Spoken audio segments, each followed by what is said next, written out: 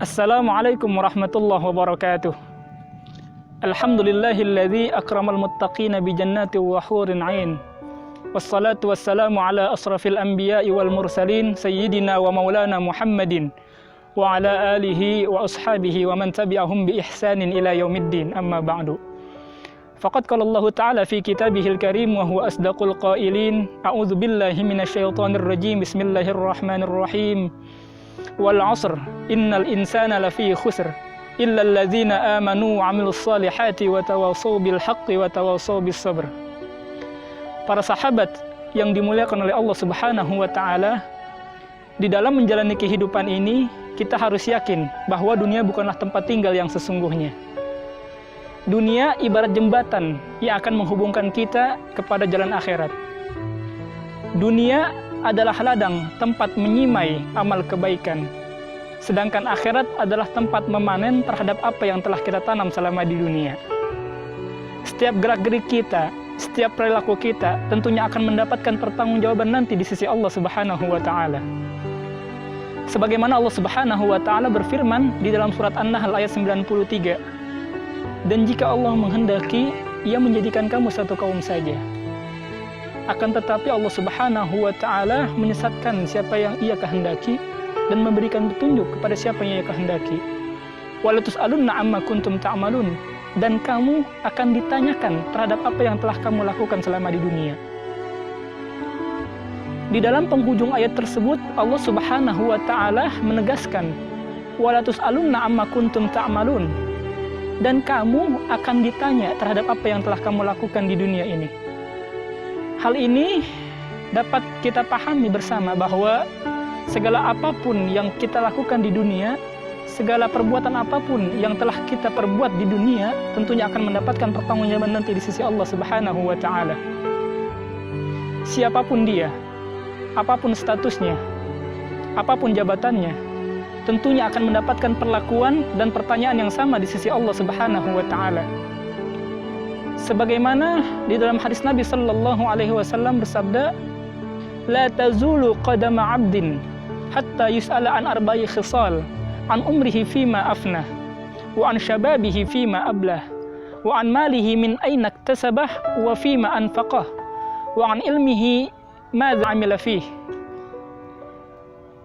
Di hari kiamat kelak, kedua kaki hamba tidak akan beranjak sehingga Allah Subhanahu wa taala menanyakan 4 perkara.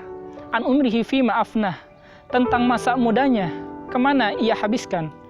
Wa an syababihi fima ablah, tentang masa mudanya untuk apa ia pergunakan. Wa an malih, tentang hartanya, min aina iktasabah, dari mana ia dapatkan, wa fima anfaqah, dan kemana ia belanjakan. Wa an ilmihi madza 'amila fih, dan tentang ilmunya kemana ia amalkan.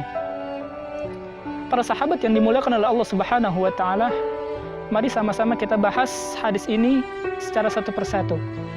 An umrihi fima afnah, tentang usia, tentang umur, untuk apa ia habiskan. Allah Subhanahu wa taala memberikan begitu nikmat yang luar biasa kepada kita.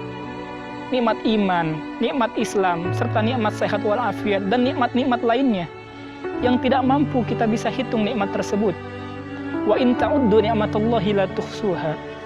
Jika kita menghitung nikmat Allah Subhanahu wa taala, kita tidak mampu untuk menghitungnya.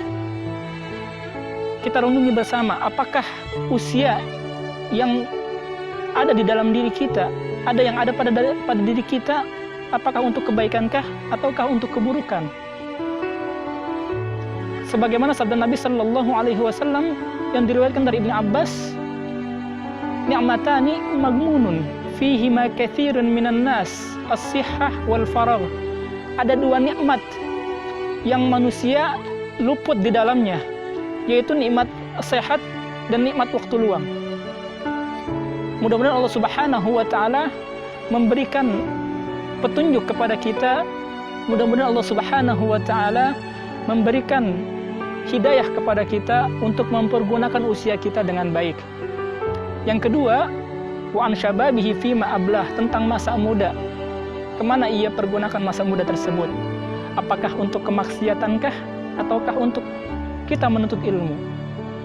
Allah Subhanahu wa taala berfirman, A'udzu billahi minasyaitonir rajim. Bismillahirrahmanirrahim. Yarfa'illahu alladhina amanu minkum walladzina utul ilma darajat. Dan Allah Subhanahu wa taala mengangkat derajat orang-orang yang beriman dan derajat orang-orang yang berilmu. Begitu penting masa muda kita gunakan untuk kebaikan, untuk kreativitas yang baik. Jangan digunakan masa muda dengan hal-hal yang tidak bermanfaat, dengan bermaksiat, dengan menongkrong yang tidak berguna. Kita gunakan masa muda kita untuk menyiapkan di diri kita kelak nanti di akhirat apa yang kita bawa. Masa muda adalah masa generasi bangsa, di mana bangsa Indonesia butuh sosok anak-anak muda yang begitu cerdas, yang begitu kreativitas, dan tentunya berakhlak yang baik. Yang ketiga, wa'an malih, tentang hartanya. Min aina iktasabah, dari mana ia dapatkan harta tersebut. Apakah dari hasil korupsi? Apakah dari hasil riba? Ataukah dari hasil judi? Ataukah dari hasil mencuri? Perlu kita yakin bahwa harta yang kita miliki harus kita dapatkan dari yang halal, bukan dari hal-hal yang tidak benar.